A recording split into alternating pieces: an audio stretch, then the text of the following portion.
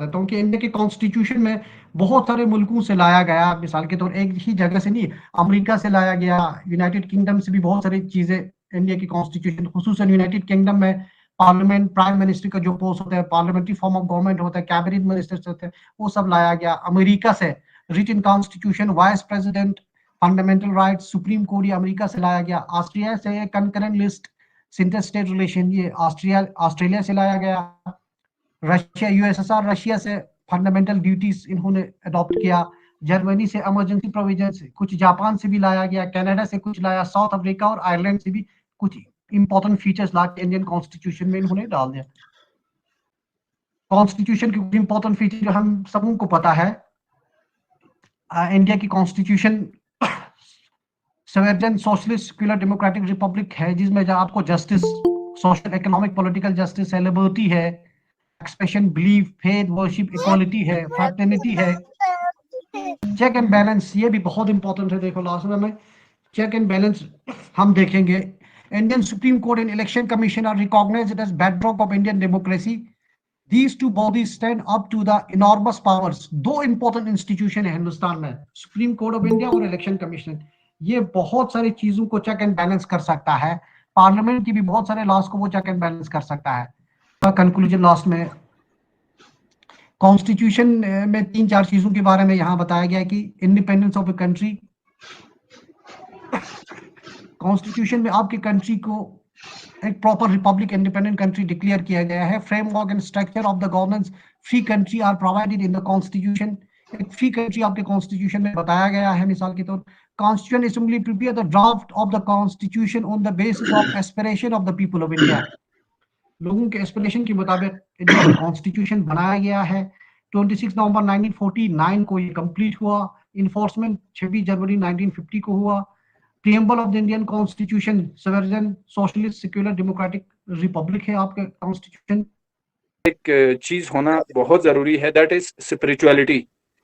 ہمارا یوتھ الحمدللہ جو ہمارے یہاں سے جاتے ہیں اور پورے ہندوستان میں پھیلے ہوئے ہیں، ان کو کبھی آج کل کے جو ماڈرنٹی کے آڑ میں اپنے آپ کو ڈھالنے کی جلد بازی میں اسپرچولیزم کو، روحانیت کو کبھی چھوڑنا، ترک نہیں کرنا چاہیے۔ اگر اس غلطی میں، اس خوش فہمی میں ہم پڑ جائیں کہ کہیں ہمیں 2 باتیں ہم نے نئے سیکھ لیے تو ہم اپنی پورے اسپریچول بینگ کو بھول جائیں، اپنے نفس کو بھول جائیں، تو جیسے اگر جواد حبیب نے بھی تاریخی طور پر کسی عالم کے حوالے سے اشارہ کیا، تو یہاں پہ ہم نیشن بلڈنگ کے اندر کوئی ایفیکٹو کنٹریبیوشن نہیں کر سکتے۔ تو ایسے میں ہم اگر اس طرح ماڈرنٹی کا شکار ہو جائیں، جیسے گایتری سپیواک ایک تھنکر ہے، انہوں نے اس کو مینٹل کولونیلزم سے تعبیر کیا ہے۔ آج ہماری زمین تو انگریز چھوڑ کے بھاگ گئے ہیں، زمین خود اپنے قبضے میں ہے، لیکن آج ہماری دماغ پہ آج بھی انگریزوں کا ہی راج ہے۔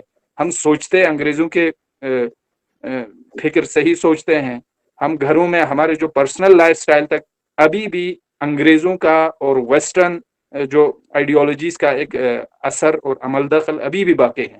ہمیں خود اپنی ایک تشخص برقرار رکھنی ہوگی، ہمارے یہاں کے اپنے ثقافت، اپنے کلچر، اپنے رہن سہن، ایک تہذیب، ایک باقاعدہ تمدن، ایک تاریخی تمدن کے ہم میراث ہیں، تو ہمیں یہ ساری چیزیں ریوائیو کر کے آگے بڑھنے کی کوشش کرنی کے بعد ہوگی۔ تحریک خلافت کے بعد ایک تحریک اور چلی، اس تحریک کو تحریک خاکسر کہا جاتا ہے۔